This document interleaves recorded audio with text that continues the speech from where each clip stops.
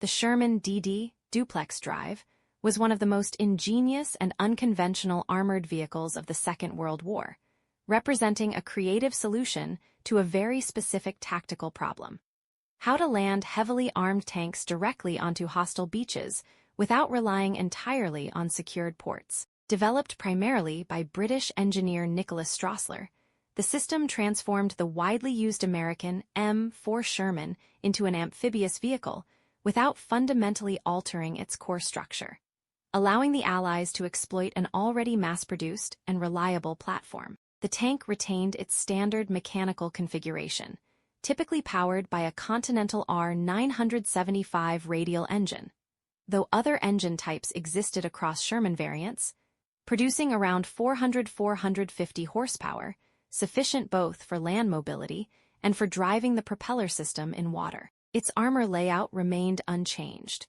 with thickness ranging from about 12 mm to over 75 mm depending on the area, providing protection against small arms and anti-tank weapons typical of the period. The primary armament was the 75 mm M3 gun, capable of firing high-explosive and armor-piercing rounds, making it effective against infantry, fortifications, and lighter armored vehicles, while secondary weapons included multiple Browning machine guns for close defense. What truly defined the DD variant was its flotation system, a collapsible canvas skirt supported by a series of articulated metal frames and inflatable rubber tubes, which when raised created a buoyant perimeter around the tank.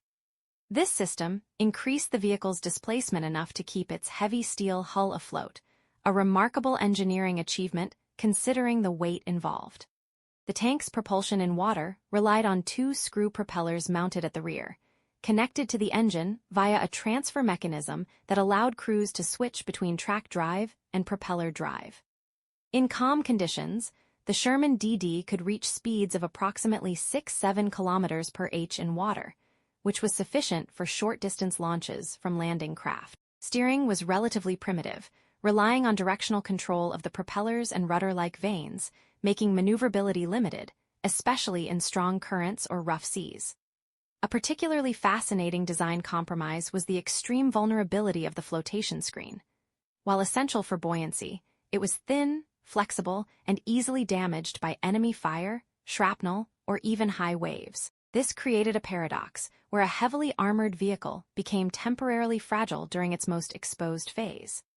This weakness was dramatically demonstrated during the D-Day landings at Omaha Beach, where many Sherman DDs were launched too far offshore in rough conditions and sank before reaching land, resulting in significant losses of both vehicles and crews. In contrast, at Utah Beach and in the British and Canadian sectors, where launch distances were shorter and seas calmer, the DD tanks performed much more effectively, providing crucial early fire support that helped infantry units overcome beach defenses. Another interesting operational detail was the rapid conversion process.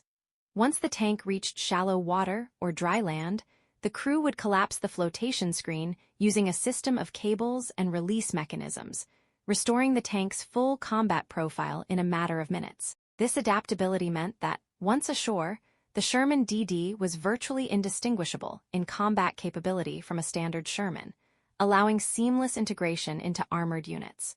Beyond Normandy, these tanks were also used in river crossings, such as during the Allied advance into Germany, demonstrating their versatility in inland amphibious operations.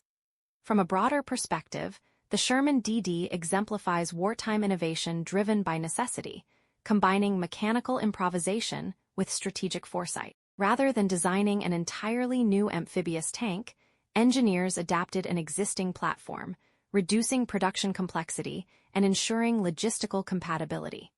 This approach not only accelerated deployment, but also highlighted a key principle of military engineering. Effective solutions are often those that balance ambition with practicality. Despite its limitations and risks, the Duplex Drive system played a significant role in amphibious warfare and remains one of the most iconic examples of adaptive armored design in military history.